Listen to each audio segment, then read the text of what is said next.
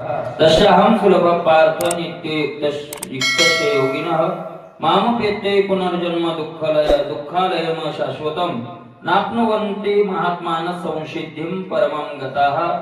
जे विषयाची तिळांजली देवनी प्रवृत्तीवरी निगड वावुनी माते हृदये सुनी भोगिताती. अशा प्रकारे भगवंत अर्जुनाला 8व्या अध्यायात मी भक्ता करता काय करतो ते सांगतायत. ते सांगत असताना भगवंताने अगोदर सांगितलं की मी भक्ता करता जे काही करतोय ते काय करतोय ते पुढे ते सांगतायत. पण कोणत्या भक्ता करता आणि मी अशा प्रकारचं कष्ट घेतोय, मी कोणत्या भक्ता करता धावून जातोय आणि कोणत्या भक्तांचा योगक्षेम मी वाहतोय. आपण नेहमी ऐकतो अशा प्रकारचं आहे का नाही? नेहमी ऐकतो. कारण देव भक्तासाठी काय करतो, सर्वस्व मागे पुढे उभा. नेहमी आपण प्रमाण म्हणतो मागे पुढे उभा राहाय सांभाळी किंवा आपुलेची पद देशी दासा. अशा प्रकारे दास्य करे या दासाचे उणेन साहे दयाचे वाढिले ठाईचे भाने टाकून या धावे. दासाचा दास्य करतो भगवंत, दासाचा दासही होतो. अशा प्रकारचं आहे का नाही? नेहमी आपण उदाहरणही ऐकतो की जनाबाईच्या डोक्यावर काय वाहू लागले देवानं, गौऱ्या असं म्हणतात. भगवंतांनी जनाबाई गौऱ्या वेचायला गेले, बरोबर आहे का नाही? आणि गौऱ्या व्यसन झाल्यावर ते गौऱ्या बांधल्या आणि बांधल्यानंतर मग मला जनाबाईने सांगितलं तेव्हा उचलू लागा, जास्त उचलू लागा. भगवंतानं उचलल्या गौऱ्या आणि उचलून अशा तिच्या डोक्यावर नाही दिल्या, स्वतःच्या डोक्यावर घेतल्या. जनाबाईने देवा ते माझ्या डोक्यावर दे, सांगितलं नाही मी घेतो ना जणी चालणार. देवा तू जगाचा बाप आहे, ब्रह्मांडाचा मालक आहे, विश्वाचा राजा आहे. अशा प्रकारचा तू स्वतःच्या डोक्यावर घ्यायला लागला. अरे पण मला त्याच्या अगोदर एक क्रिया झाली होती. काय? गौऱ्या व्यस्ता व्यस्ता जनाबाईची चप्पल तुटली होती. म्हणजे अंगठा तुटला होता आणि मग एक चप्पल घालता येत नाही म्हणून जनाबाईने ती चप्पल अशी एखादी घालून त्या गौऱ्यात वरून घातली होती. बांधल्या गौऱ्यानं वरून ती चप्पलही कुठं होती? त्याच्यातच होती. ती डोक्यावर घेतली. अरे जेव्हा चप्पल आहे माझी, तू हे ब्रह्मांडाचा मालक. देवान सांगितलं जणे तुझ्या चपला डोक्यावर वाहण्यातही मला काय येतो? आनंद येतो. बरोबर आहे का नाही? अशा प्रकारे मला सेवकाच्या श्री धरुणी चाले पादुका, असं तू गौऱ्या म्हणतात.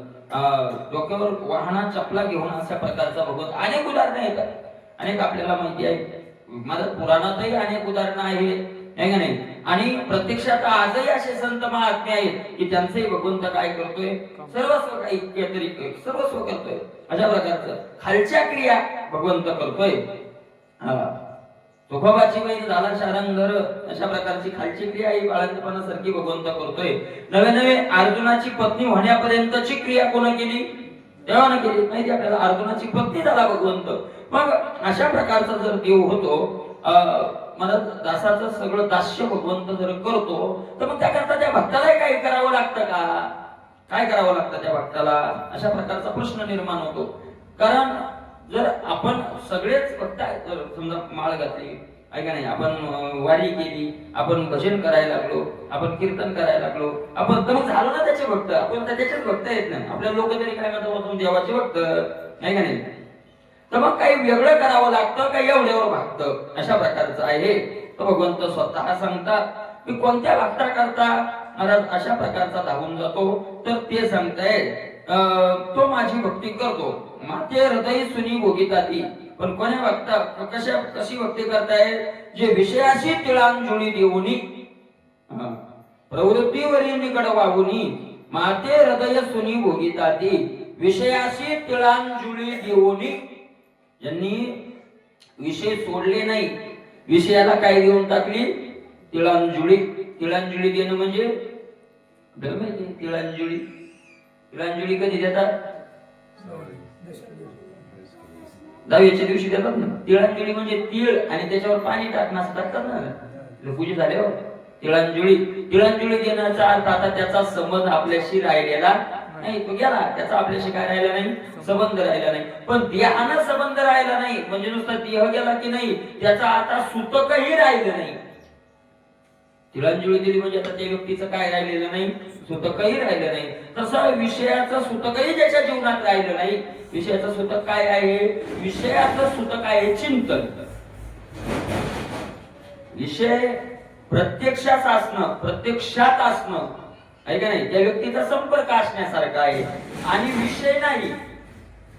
पण त्याचं चिंतन चालू आहे, तर मग विषयाचं काय आहे ते सुतक. आता व्यक्ती मिळाला त्या दिवशी आपण त्याचा अंत्यविधी केला, तो व्यक्तीचा संबंध राहिला का आपला, पण सुतक 10 दिवस काय राहतं, सुतक राहतं. म्हणजे जोपर्यंत सुतक आहे तोपर्यंत त्याचा देहान नसला तरी सूक्ष्मत्वानं का होईना पण काय आहे, संबंध आहे. बरोबर आहे का नाही? मग कोणी विचारलं का गण नाही लावला, सुतक किंवा आम्हाला कशाचं, आमका गेला, म्हणजे आठवण आहे काय तोपर्यंत त्याची काय आहे, आठवण आहे. तसं विषयाचं चिंतन हे विषयाचं काय आहे, सुतक आहे. आणि व्यक्ती घातक आहे का व्यक्तीचं सुतक, म्हणजे अडचण आपले पूजन कुठं देवळात जायला गेलं, मला सुतक घातक आहे का व्यक्ती घातक आहे, सुतक. व्यक्ती काय घातक, आणि जिवंत असताना त्याला काय घातक आहे, त्याचं ध्यान आहे ना. पंढरपूरला गेल्यावर आपण त्याचं ध्यान येतं का, कोणाचं का, प्रत्येकाचं थोडं ध्यान येतं. आपल्या संबंधात त्यांचं येत असेल, पण ज्याचा संबंधच नाही त्याचं ध्यान येतं का, येत नाही ध्यान, आपल्याला आठवण येत नाही त्याची. पण महाराज तो गेल्यानंतर पंढरपुरात आपल्याला त्याची काय येते, मग आठवण येते. मग तो पंढरपुरात सुद्धा देवळात जाऊ देत नाही, मेला कुठं गावात आणि देवळात कुठं जाऊ देत नाही, पंढरपुरात का, सुतक घेणं, सुतक खतरनाक आहे सुतक. तसं विषयाचं चिंतन हे काय आहे, सुतक. ज्यानं विषयाच्या, म्हणून महाराज असं म्हटलंय ज्ञानोबरायांनी, मनोनी विषय हे आगवे काय, सर्वथा मनोनी सांडावे, मनोनी सांडावे, मग राग द्वेष स्वभावे नाशतील. विषय हे आगवे सर्वथा मनोनी, मनोनी म्हणजे मनातूनही त्याचं काय सोडून द्यावं, चिंतन सोडून द्यावं. आता चिंतन नसेल, त्याचं विषयाचं चिंतन नसेल आणि प्रत्यक्षात विषय असतील तरी घातक नाही, आहे का, त्याच्या पुढची तोरी. अरे मग काय विषय स्वतः मग ते राग, मग राग द्वेष स्वभावे नाशतील. जरी रागद्वेषाने मारले तरी स्वप्नीचे राज्य आले. अशा प्रकारे मला विषय जर मनात नसतील, विषयाचं चिंतन नसेल, तर प्रत्यक्षात असले तरी मग विषय काही घातक पडत नाही, घातक करणारे ते. अशा प्रकारे मला त्याचं चिंतन सोडून देऊन, अशा प्रकारे संन्यासाचं लक्षण सांगत असताना ज्ञानोबराय काय म्हणताय, आणि मी माझी आईची आठवण विसरले जायचे अंतकरण, अर्थात तो संन्यासी जाण निरंतर. मी माझी आईची, मुक्ताबाईने तरी ज्ञानोबरायांना उपदेश करत असताना काय म्हटलंय, घर बांधिले डोंगरी चित्त हिंडे दारोदारी, विषय हिंडे दारोदारी. घर डोंगरात बांधले आणि विषयात मन काय व्हायला लागले, दारोदारी भटकायला लागले. जर दारोदारी मन भटकत असेल तर मग तो सुटकी आहे, तो ऐसा नसावा संन्यासी जो का परमार्थाचा द्वेषी. अशा प्रकारचा नसावा, ज्ञानोबराय म्हणतात नसावा, मुक्ताबाई म्हणतात नसावा असा, अशा प्रकारचा आहे. तर महाराज त्यानं विषयाला काय दिलेली आहे, तिळांजली. जरा विषयाचं चिंतन सुद्धा घातक आहे, विषयाचं चिंतन. आणि महाराज हे अभ्यासानं केले, त्यांनी कशाने केलेले, अभ्यास येणं तो कोणतेही हळूहळू देवाचं चिंतन वाढवत विषयाच्या चिंतनाला काय देत राहील, बघायला देत राहील. अरे विषयाचं एक बरं का, विषयाच्या चिंतनाचं एक.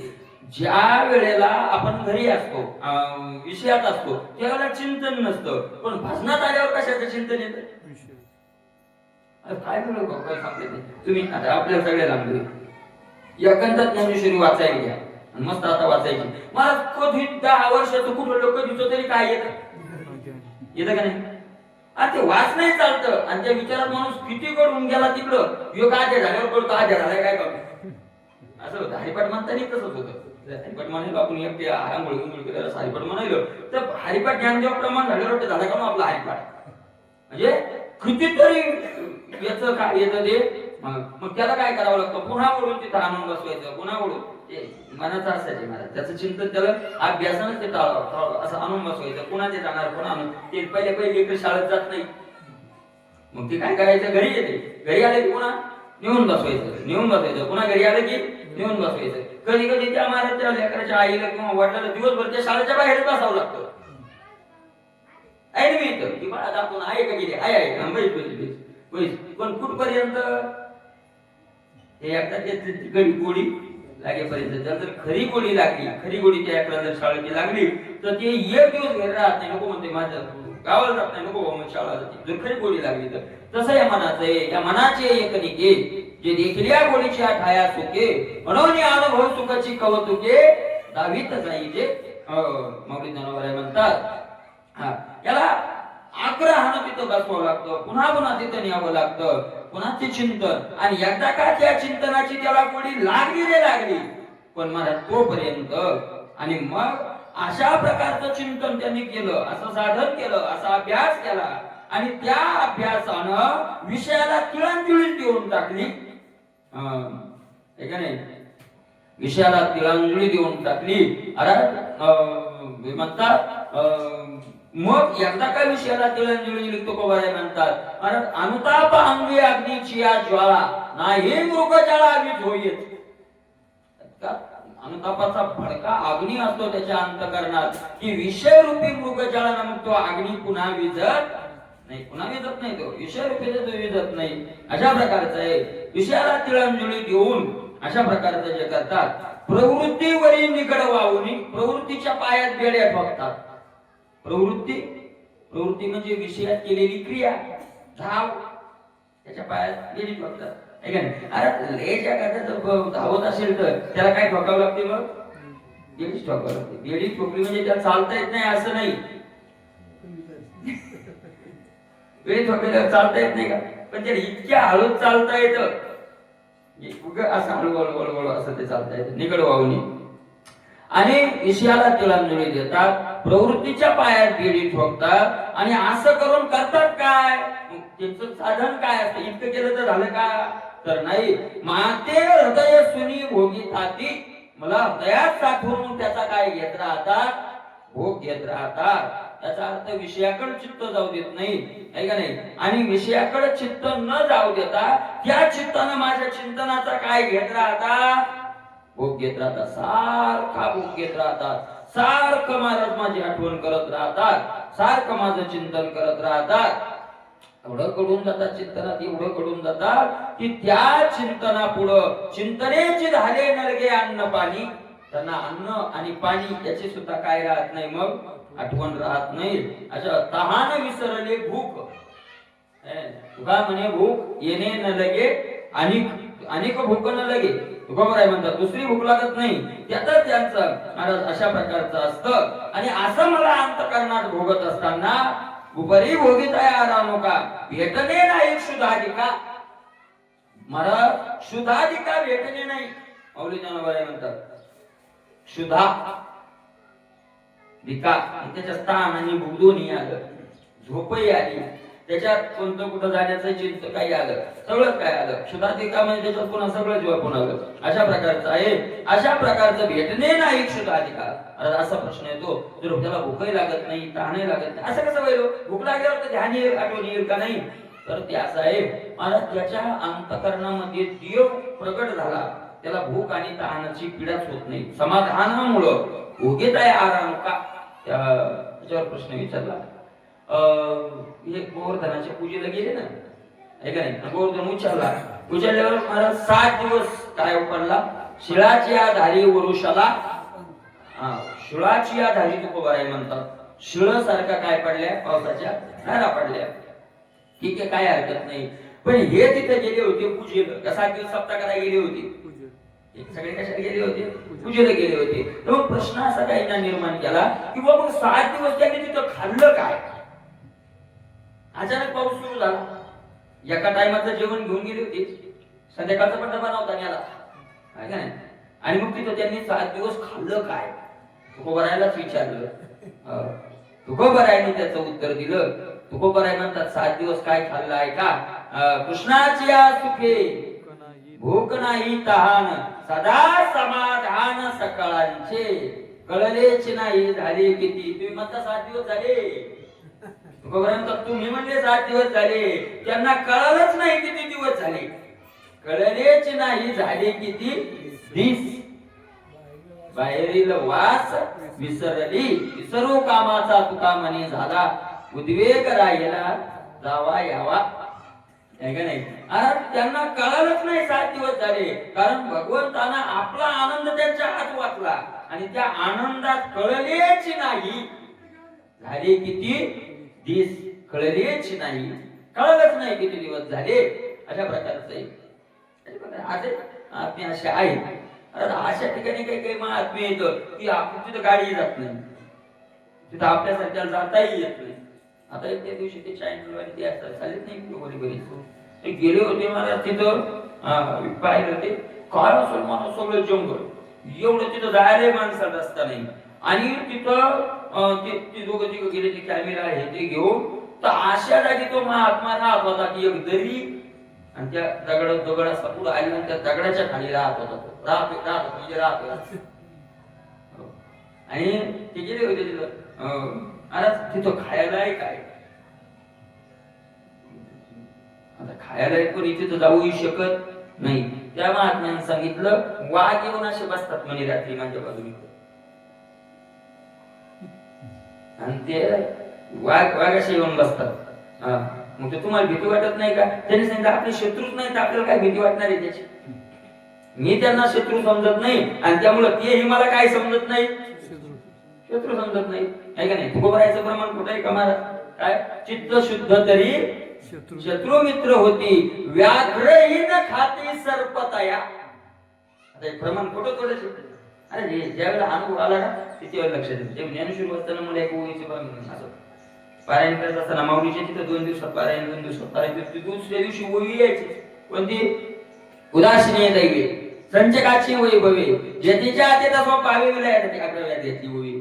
जर प्रारब्ध भाग्य उदास झालं उदासीने दैवे संचकाची वैभवे तर साचून ठेवलेलं धन जिथल्या तिथं चिरून जातं. जेथीच्या ते स्वभावता ते काय होतं नाहीच होतं. मला वाटतं असं खर्च होईल आपलं वाटतं एकदम कसं काय स्वभावता कसं जाईल खर्च होईल, कोणी चोर तरी नेईल, राजा तरी करील, काही ना काही होईल ना. आपण जागच्या जागी एका क्षणात कसं संपून जाईल असं ते मला येतच होतं. ते नंतर त्याच पारायणाच्या टायमात तिथंच असताना लगेच काय झालं एक दिवस नोटा बंद झाल्या. मोदी साहेबांनी सांगितलं म्हणजे की नोटा काय आहे मी पाहिलं नाही सांगताना कसं सांगितलं होतं तेव्हा म्हणजे की नोटा काय झाल्या बंद झाल्या. मला नोटा बंद झाल्यावर 6 दिवस 5-6 दिवस मला माहिती नव्हतं नोटा बंद झाल्या. आपल्या नोट्याचा काही समजत नव्हता. तिथं 4 वाजता उठायचं माऊलीचं मंदिर उघडलं की जायचं आणि 6 वाजता बाहेर यायचं. आपलं जेवण वगैरे करायचं पुन्हा कोणाला भेटायचं काय माहिती होणार आहे. ते 6व्या दिवशी गॅस संपला मग गॅसवाल्याकडे गेलो आहे की नाही. 1000ची नोट होती ना 1000च्या नोटा बंद झाल्या 1500 बंद झाल्या होत्या 500ची नोट होती काय गेलो त्याच्याकडे पैसे दिले ते म्हणे चालत नाही म्हणलं फाटकी नाही काहीच नाही वगैरे काय झाले नाही नाही नाही म्हणे माहित नाही का तुम्हाला म्हणलं नाही नोटा बंद झाल्या म्हणे म्हणलं नोटा बंद झाल्या तर आलंय काय बघा त्यांना सांगितलं आता नोटा बंद झाल्या तुम्ही म्हणे तो डायरेक्ट मला भारतात राहता म्हणे का कोणा पाकिस्तानात चालू म्हणे भारताचे नियम माहित नाही का म्हणजे नियमाला काय करतो बातमीच नाही पाहिजे माझ्या वर्गाचे आणि ते तेवढ्या पुरतं देऊन अजून बदलणं चालू आहे मग त्यांनी घेतली ती म्हणून दुसरी नोटच नाही माहिती पण मग ते नंतर मग मी जरा ते पाहिलं कुठं टीव्ही लोकच पाहायचे ना एखाद्या दुकानावर कुठं मी पाहायचो तर पाहिल्यावर तिथे पाहिलं तर मला अशा बातम्या यायच्या की आमच्याचे अब्जावधी रुपये काय झाले फेकून दिले आमच्याकडे गेले म्हणलं मग तिथं नाही लक्षात आलं पण पुन्हा पारायण सुरू झालं ती ओवी आली संचकाची वैभवे जेथी माऊलीचं जेथीच्या ते स्वभावे बुकू दिले लोक घराच्या घरातच जिथल्या तिथं ना पुन्हा बाहेर काढायची गरज नाही. एक प्रमाणे खोटे नाही म्हणजे आपल्याला त्याचं काय प्रत्यक्षात एखाद्या वेळेला अनुभव येतो एखाद्या वेळेला येत आपला कमी आपल्याकडे कमी म्हणजे आपण प्रत्येक गोष्टीचा अनुभव येत नाही. आणि तुकोबर आहे असे तो का म्हणे काय माझा अनुभव आहे दाखवणी सांगे सगळे अनुभव होते तुकोबर ज्ञानोबरायला कारण मला त्रिकालदर्शी दर्शी महात्मा आहेत ना ते त्यांना सगळे अनुभव आहे. पण जास्त कळालं ऐका नाही की होऊ शकतं हृदय असं ऐका नाही अशा प्रकारचं आहे. याच्यावर दृष्टांत दिलेला आहे याचा की अर्जुनाच्या तोंडाचे सगळे जग चाललं होतं विश्वरूप अर्जुनाच्या नाही देवाच्या विश्वरूपाच्या तोंडात देव म्हणजे देवा असं जग तुझ्या तोंडात चाललंय की जसं उदासीन दैव झाल्यावर सगळं वैभव जागच्या जागी नाश होतं तसं सगळ्या जगाचा आपोआप काय व्हायला लागला तुझ्या तोंडात नाश व्हायला लागला. अशा प्रकारचं भेटणे नाही सुधारिका भूक ताणालाही अशा महात्मे भूक ताणालाही काय होत नाही भेटणे नाही का नाही. कशामुळं भोगितया आरानुका भोगण्याचं त्याला समाधान प्राप्त झाल्यामुळे हे समाधान आहे का नाही आणि तो आनंद आहे. अर्थात आपण 6व्या अध्यायात योग्याचंही उदाहरण ऐकलं बरोबर आहे का नाही. महाराज एकदा का त्याचा त्या कुंडलीनी जागृत झाली आणि त्याचा अमृताचा कुंड ऐक नाही मृत आकाशात असलेला काय एकदा उलटा पाडला तिनं वर जाऊन की मग त्या योग्याला तहान भूक लागत नाही. अशा प्रकारचं ज्ञानेश्वरीत वर्णन येतं का नाही? अशा प्रकारचं आहे. आणि सुद्धा म्हणतात काय अमृताचा निर्जरू अमृताचा निर्जरू प्रसवे दयाचा जठरू दया क्षुधे तृष्णेचा आर्धरू काहीच नाही. कोणत्या दिवशी भूक लागत नाही तर काहीच नाही. कधीच त्याला भूक आणि तहान लागत नाही. अशा प्रकारचं होतं. तर त्याच्या पोटात अमृताचा झरा लागलाय त्याला काय करणार? कुठून आता भूक लागणार आहे? अमृताचा तुम्ही अनुभव करता ना सलाईना भूक लागत नाही तर मग इथं अमृत दवाखान्याच्या कार्याला डॉक्टर लोक अन्न की नदी यायचं नसलं ती सलाईन चालू राहतात तर भूकही लागत नाही आणि काहीच वाटत नाही. कारण त्या सलाईनातून जे शरीराला घटक लागतात अन्न पाणी ताण जे त्याच्यातून मिळतं ते कशातून दिल्या जातं? सलाईनातून दिलं.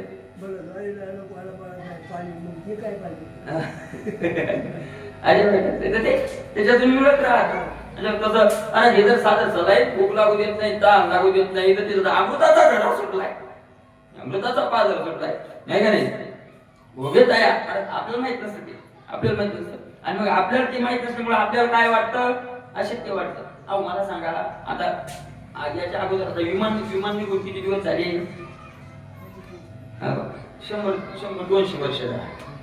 विमान निघायच्या अगोदर धरत पडका एखादा माणूस जर म्हणला आता असं वाहन निघणार आहे की लोक बसणार आकाशात उडून जाणार तर पहिले त्या माणसाला खरं वाटलं असतं का? असं कुठं वाहन असतं का? असं कुठं निघत असतं का? आहे का नाही? अरे अशा प्रकारच आहे. आता जर आपल्याला कोणी म्हणलं असं वाहन निघणार आहे की इथं बसायचं इथून गुप्त होणार लगेच दिल्लीत प्रकट होणार तर आपल्याला खरं वाटेल का? असं कुठं असतं का? तू गुप्त महाराज आणि निघणार नाही असं कशा होईल? काय सांगता? काय होईल? बराची माया आहे. माया अगट घटीपटी अशी माया जो कधीच घडत नाही ती घडून दाखवते. तिला काय म्हणावं? माया म्हणावं. कधीच घडत नाही ती घडून दाखवते. अशा प्रकारची माया आहे. मला समुद्रातून पाण्यातून डांबरी रस्ता होईल का? होईल का डांबरी रस्ता? पाण्यातून झाला नाही का? पाणी म्हणजे पान तुम्ही प्रत्यक्षात पान आपल्या भारतात रस्ता झालाय. चारी बाजूला काच आणि मधातून रस्ता आहे. गाड्या जातात त्याच्यातून ट्रक मधात पाणी येत नाही. पाण्यात हात येईल. चारी बाजूला काय आहे त्याच्या? पाणी आणि त्याच्या बाजूला ते पाणी ते दाखवतात. ते आपल्याला आपण प्रत्यक्षात थोडं पाहिलं पण ते दाखवतात ना चॅनलवाले वगैरे. ते असं आतून गेलं कॅमेरे लावले की ते माशा हे मगरी हे ते सगळं ते जीव दिसतात पाण्यातले आणि त्याच्यात आत काय येतं? हे प्रत्यक्षात घडणाऱ्या गोष्टी काय करते माया? घडून दाखवते. अशा प्रकारचे असं आपण कितपर्यंत गेलो आपल्याला ते खोटं वाटत असं कुठं होत असतं का? ओके तयार आणू का भेटणे नाही सुधाधिका भेटणे नाही असं बोलत. राऊत बाबा गेले होते मला त्याला हिमालयात तर एका साधून विचारलं ते साधू राहिले होते ते काही दिवस तर त्या साधून सांगितलं की असं झाड आहे म्हणे तुला झाड दाखवतो म्हणे काय त्या झाडाचा पाला खाल्ला की 6 महिने भूक लागत नाही. एकदा पाला खायचा की 6 महिने पुन्हा काय लागत नाही. म्हणजे आपण म्हणतो हिमालयाचे लोक काय खात असतील? एकदा एक दिवस पाला खायचा की पुन्हा 6 महिने काही खायची गरज नाही. आता देवांची तिथं अन्न ज्याला त्याला काय करून दिलेले निर्माण करून दिले. बरोबर आहे की 6 महिने भूक लागत नाही. म्हणजे साध्या झाडाचा पाला जर 6 महिने भूक लागू देत नाही इथं तर त्याचा अमृताचा पाला जर त्याच्या चिंतनाचा सुटलाय कशी भूक लागेल? ऐका नाही भोगी तयार का समाधानामुळं भोगण्याच्या समाधानामुळं भेटणे नाही सुधाधिका सुधा भेटणे नाही भेटायचीच होत नाही त्याची भूक चिंता नाही त्याची ऐका नाही.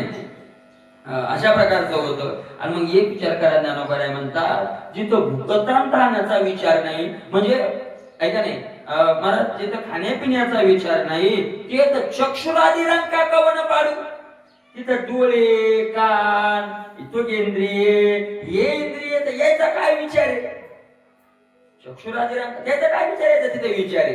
अरे जे काय का ज्याला खाण्याचं भान नाही त्याला डोळ्यानं काही पाहण्याचं भान राहील का? त्यात काही कानाला ऐकावं वाटेल का त्याला? ज्याला त्या चिंतनात भूकच लागत नाही तर मग त्याला काही ऐकावं म्हणजे ऐकावं वाटेल का म्हणजे चांगलं नाही जे आपल्याला ऐका वाटतं, जे आपल्याला पहा वाटतं ते तसं वाटेल का त्याला काही? याचा अर्थ विषय बघावं वाटतील का त्याला? विषय बघावं वाटणार नाही. अशा प्रकारचे भेटणे नाही सुद्धा अधिकार. आपल्याला मी सांगितलं आपल्याला नेमकं चिंतन बसलं की मला ध्यान येतं. नेमकं माळ घेऊन जर बसलं ना, समजा आपण नियम केला एक तास भजन करायचं, विठ्ठल विठ्ठल विठ्ठल, मला तेव्हाच कांदी भजायचं ध्यान येतं बुवा. म्हणजे माळ जपता जपता आहे घरी हो ते कांदी चिरवर आपल्या भजन मी तो मला जप होते. नेमकं मनाला आठवण का आहे ते त्याच वेळेस माझ्या मनाचं असं आहे बरं का तुम्ही माझा कधी बंद होते ते मेलाही लागत नाही. खरंच नाही होते बरं का, कधी बंद होते आणि मग ते सतत माळी झाल्यावर गाडी दारी आपण तो बंद होते काय करू असं होते बरं का. काय होते काय माहिती असे महाराज हे विक्षेप हो. आणि विक्षेप नावाचा दोष हे उग नाही होते. मग विक्षेप आणि आवरण.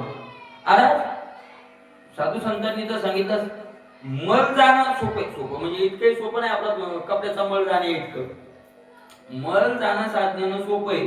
पण महाराज विक्षेप जाणं जन्मच्या जन्म गेले साधकाचे. पण विक्षेप दोष जायला काय नाही.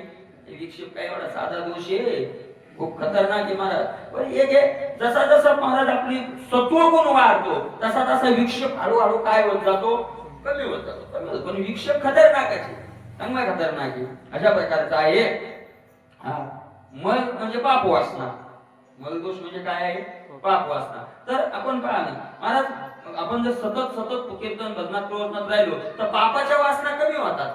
दादा ठीक आहे मला पाप नाही आणायचं, मला पाप नाही करायचं, अशा प्रकार ते कमी होतं. पण विक्षेप लवकर काय होत नाही, जात नाही. आणि विक्षेप केला की कामच झालं ना, पुन्हा दोषच नाही पुढे कोणतात. विक्षेपाच्या पुढे दोष कोणता आहे, आवरण. तर ते आवरण आपल्याकडे नाही, ते संत घालतात, गुरु नाही. आवरण म्हणजे आज्ञा. आणि पवित्र चित्त झालं की संत आले माथ्यावर डोक्यावर हात ठेवला, अज्ञानाचा काय झाला, नाच झाला. अशा प्रकारचं ते भगवंत करतो, ते भगवंताकडे गेलं, संताकडे गेलं. आपल्याकडे दोनच येतं, मल घालायचा आणि मलानंतर विक्षेप घालायचा. म्हणजे शेवटचा दोष कोणता आहे, विक्षेप. आणि विक्षेप झाला गेला की कामच झालं. आणि इतक्या लवकर जर विक्षेप गेला असता तर आपल्या कामात लोक होऊन गेला असता. तर विक्षेप दोष काही एवढ्या सोपा जात नाही. आणि ज्याचा विक्षेप केला त्याला मग भेटणे नाही शुद्धाधिकार. ही त्याची अवस्था विक्षेप केल्याच्या नंतर पुढची अवस्था आहे. मग ते आता चक्षुराधिरांग का कवन पाळू, डोळ्याचा याचा त्याचा हे विषय लागतात, याचा कोणाला विचार आहे तिथं. हा काय नाही मग विचार नाही. अशा प्रकारचा विचार तिथं येत नाही. अशा प्रमाणे भूकतानाची आठवण न ठेवता अशा प्रकारे विषयाला तिळांजली देऊन प्रवृत्तीच्या पायात बेड्या ठोकून आणि मला फक्त हृदयात भोगत राहतात. आणि भोगत असताना त्याला तहान भूकची वगैरे कोणती आठवण राहत नाही. ऐसे निरंतर एकवटले, एकवटले म्हणजे एकाग्र झाले, याला म्हणतात एकाग्र झाले. अशा प्रकारचे ते काय झाले, एकाग्र. आणि कधी एकाग्र झाले, सकाळी दुपारी संध्याकाळी तासभरा जातात निरंतर निरंतर. आता ते चालत असताना दिसतील, ते बोलत असताना दिसतील, ते वर्तत दिसतील, तेही परी देही ना. मग कुठे ते माझ्यात आहे, देही ना.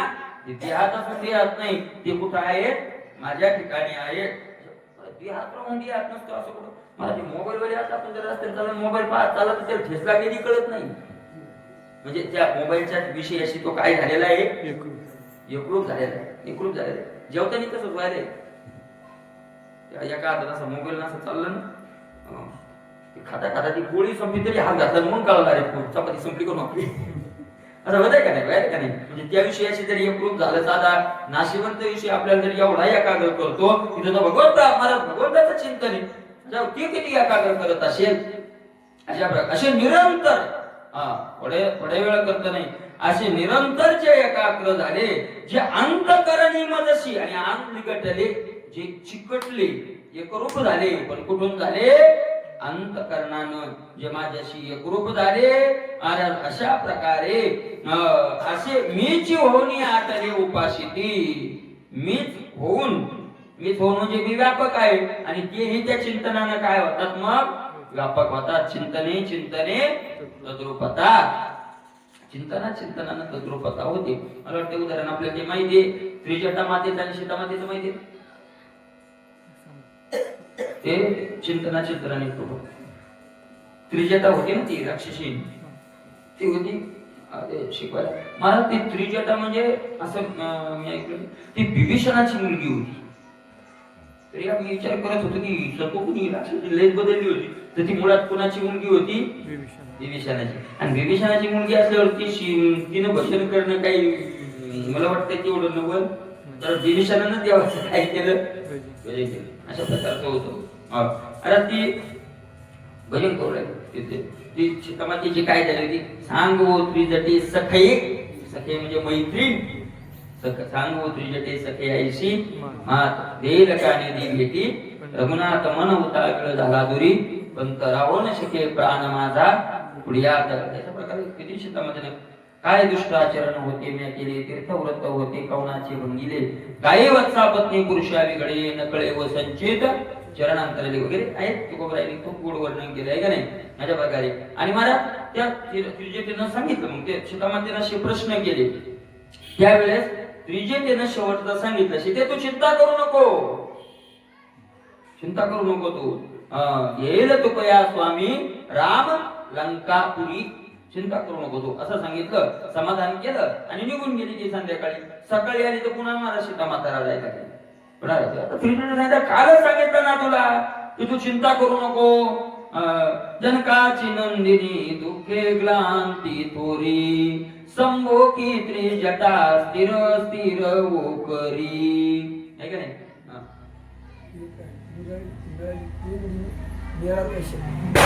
चुकली कुरंगिनी मेळा तैशा परी, येईल तुकया स्वामी राम लंकापुरी. काही चिंता करू नको, संभोगी त्रिजटा म्हणजे समाधान करी त्रिजटा, स्थिर स्थिर हो करी. ती रडायला लागली. काय झालं? सीतामाते सांगितलं आज माझं रडण्याचं दुसरं कारण आहे. म्हणजे काय कारण आहे? तिनं सांगितलं समोर एक झाड आहे. म्हणजे झाड पाहून काय झालं रडायला? झाड पाहून रडत नाही ग, त्या झाडावर एक भिंगुरटी. ती म्हणजे मग भिंगुरटीला पाहून रडायचं काय कारण झालं? तिनं सांगितलं भिंगुरटीला पाहून याच्यामुळे रडायली की ती भिंगुरटी नव्हती, पहिली आळी होती. आणि त्या भिंगुरटीनं ती आळी काय केली? आणली आणि आपल्या त्या घरात ठेवली. झाडाचं असं जे छिद्र होतं त्याच्यात ती ठेवली. आणि काय करायची ती भिंगुरटी? त्या आळीला टोचण्या मारायची, तिला वेदना व्हायच्या. टोचण्या मारायची, परत फिरून यायची. फिरून आली की तिचं एकच काम, काय करायचं? टोचण्या मारायच्या. त्या आळीला मला एकच ध्यास लागला की भिंगुरटी फिरायला गेली की आळीचा ध्यास काय? आता भिंगुरटी येणार, आता मग टोचण्या मारणार, आता भिंगुरटी येणार, आता झोपली तरी आता मला काय होणार? भिंगुरटी. सारखा ध्यास कोणाचा लागला? सीतामाता म्हणते भिंगुरटीचा लागला. आणि असा एक 2-4 दिवस गेल्यावर रात्रंदिवस ध्यास केल्यामुळे त्या आळीची काय झाली? तुका म्हणे आळी जीवे नुरेची वेगळी, आळी वेगळी राहिली नाही. आळीच काय झाली? भिंगुरटी झाली. मग त्रिजटा मातेनं विचारलं, आता हे महत्वाचं पुढचं, त्रिजटा मातेनं विचारलं आळीची जर भिंगुरटी झाली तुला रडायला काय झालं? त्या तुझा काय संबंध आहे? ती म्हणे तेच तर संबंध आहे. आणि काय संबंध आहे म्हणे? आळीनं रात्रंदिवस चिंतन केलं तर आळीची काय झाली? भिंगुरटीचं चिंतन केलं तर भिंगुरटी झाली. मग मी रात्रंदिवस रामचंद्राचं चिंतन करायले, मी जर राम झाले तर चिंतन करता करता मी जर काय झाले?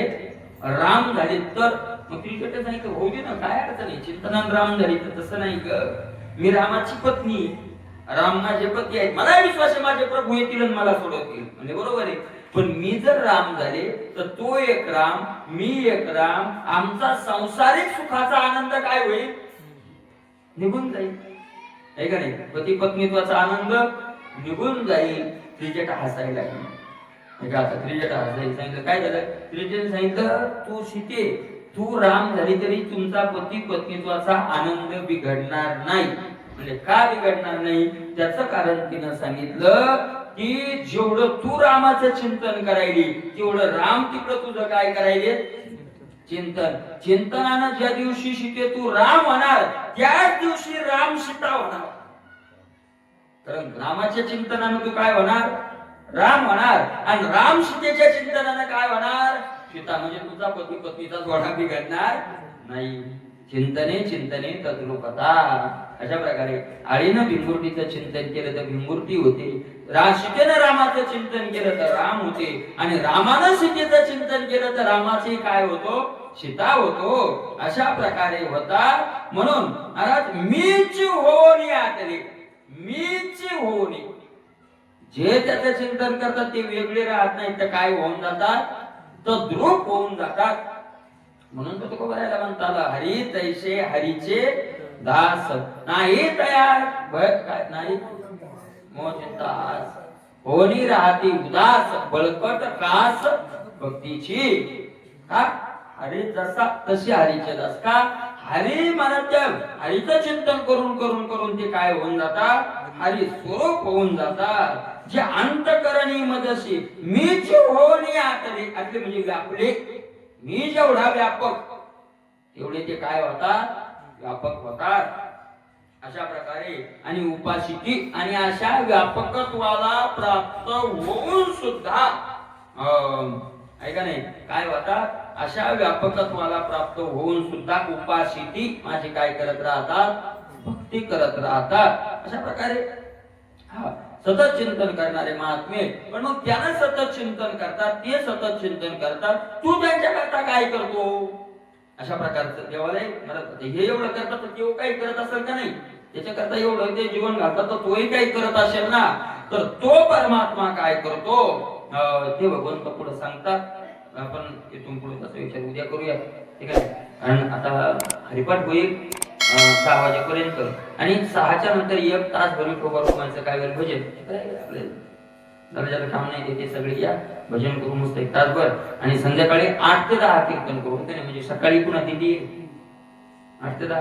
आता काय काम नाही काय नाही बाबा, 8 ते 10 कीर्तन करू. अशा प्रकारचं होईल. झालेली सेवा मग ज्ञानोबा तुकोबरायच्या चरणी समर्पित. पुंडलिक विठ्ठल.